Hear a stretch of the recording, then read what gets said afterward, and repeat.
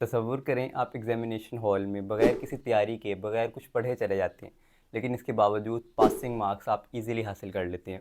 नामुमकिन लगता है ना? लेकिन हकीकत यही है कि मार्क्स सिर्फ़ आपके नॉलेज के बेस पे डिपेंड नहीं करते, बल्कि इस चीज़ पे भी डिपेंड करते हैं कि आपकी प्रेज़ेंटेशन स्ट्रैटेजीज़ कैसी हैं। इससे इतना फ़र्क नहीं पड़ता कि आपने कितना पढ़ा है, असल चीज़ ये है कि आप जवाबात या आंसर्स को कैसे लिखते हैं, उनको किस तरतीब से लिखते हैं और उनको प्रेज़ेंट कैसे करते हैं।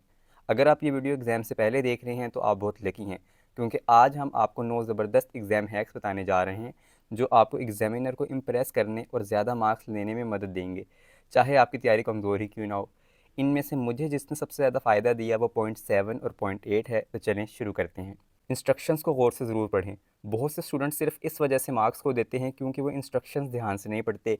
मिसाल के तौर पर अगर क्वेश्चन पेपर पर लिखा है कि 5 में से 4 क्वेश्चन सॉल्व करें, लेकिन आप जल्दी जल्दी में इंस्ट्रक्शंस पढ़े बगैर ही 5 के 5 सवाल सॉल्व कर देते हैं, तो आपका वक्त और मेहनत दोनों ज़ाया हो जाएंगे, क्योंकि एक्स्ट्रा सवाल चेक ही नहीं होगा। इंस्ट्रक्शंस के साथ साथ आपने एक बार पूरा पेपर स्टार्ट से एंड तक पढ़ना है।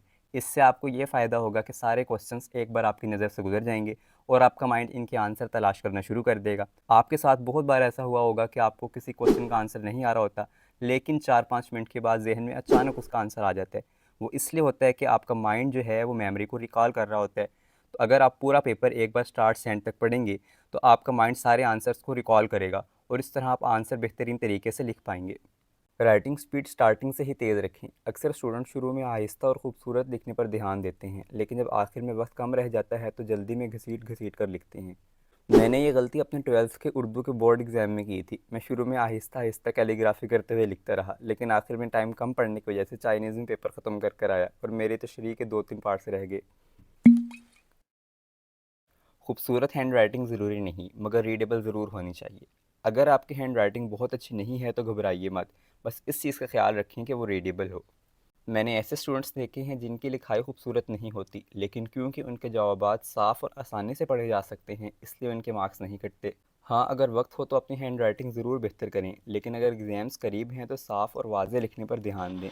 सारे आंसर्स सीक्वेंस में लिखें। कभी भी आंसर्स को बेतरतीब मत लिखें। अगर क्वेश्चन 3 सेक्शन ए में है तो उसे सेक्शन सी में मत लिखें।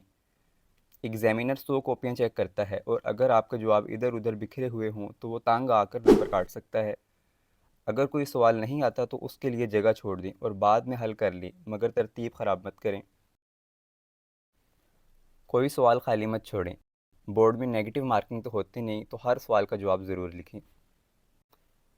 चाहे आपको पूरा जवाब ना आता हो, कम से कम रिलेटिव पॉइंट्स, फार्मूला या थोड़ा बहुत जो याद हो वो ज़रूर लिखें। अक्सर एग्जामिनर कुछ ना कुछ मार्क्स दे देते हैं जो ज़ीरो से बेहतर है।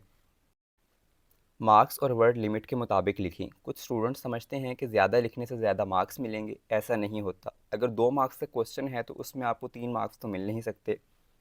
ये एक जर्नल गाइडलाइन है जिसे आप फॉलो कर सकते हैं।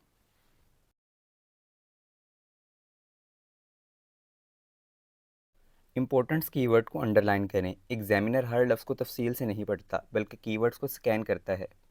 आपकी कॉपी को नुमाया बनाने के लिए अहम अल्फाज, फॉर्मूले और डेट्स को हाईलाइट करें। अगर डेफिनेशन लिख रहे हैं तो सेमी कोलन के अंदर लिखें और अहम पॉइंट्स हाईलाइट करें। इससे एग्जामिनर को फ़ौरन समझ आ जाएगा कि आपका जवाब सही है और आपके मार्क्स बढ़ने के चांसेस ज़्यादा हो जाएंगे। पेपर सबमिट करने से पहले रीचेक ज़रूर करें।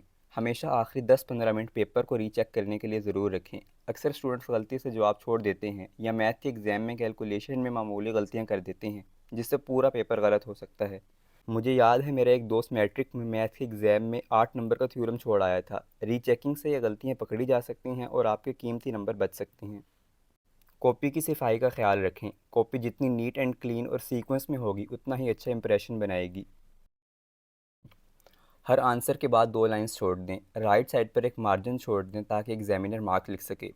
साफ़ सुथरी कॉपी देखकर एग्जामिनर खुश होता है और मार्क्स देने में भी नरमी इख्तियार करता है। अगर आप मैट्रिक या इंटर के स्टूडेंट्स हैं तो हमारे चैनल से कनेक्टेड रहिए, क्योंकि मैं भी एक स्टूडेंट हूँ और आपने ये चीज़ ज़रूर नोटिस की होगी कि जब कोई टॉपिक क्लास में टीचर आपको समझाता है तो वो इतने अच्छे से समझ नहीं आता जितना अच्छा वो तब समझ आता है जब क्लास का कोई और स्टूडेंट या आपका दोस्त आपको समझाए। वीडियो अच्छी लगी हो तो लाइक करें, चैनल को सब्सक्राइब करें। अल्लाह हाफिज़।